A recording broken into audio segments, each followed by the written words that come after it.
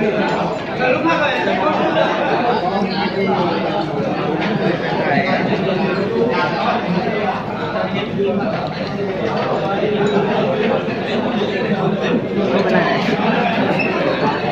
mất đóng rồi.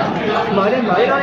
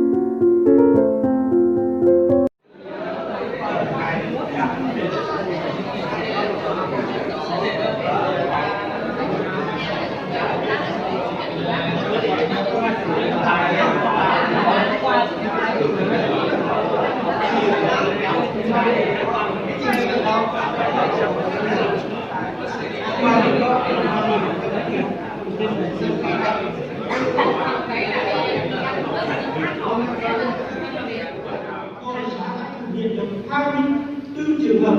tuy nhiên vẫn còn các thủ tục rườm rà, chi phí khám phá lớn. Do vậy đến năm 2016, bản thân là chủ tịch Hội đồng Nhân dân xã triệu tập kỳ họp và bàn điện đổi mới tăng 780 định vào xã đưa người chết và phân tài ngay tại nhà, đồng thời ra cái nghị quyết còn bộ phong tục tập quán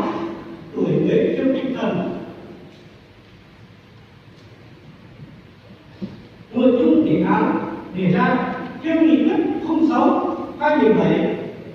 NQHTNZ ngày 5/1 theo cái nghị định đồng chí Lầu có một đồng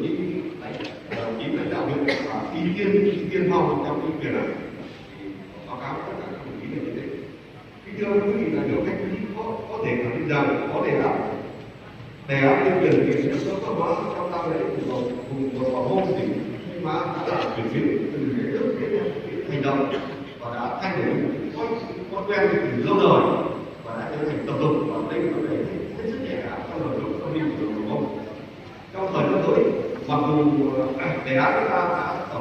tổng kết và theo ý kiến phát biểu khai mạc trưởng ban dân tổng tỉnh trên cơ sở tổng kết hôm nay, thì chúng ta có những đề xuất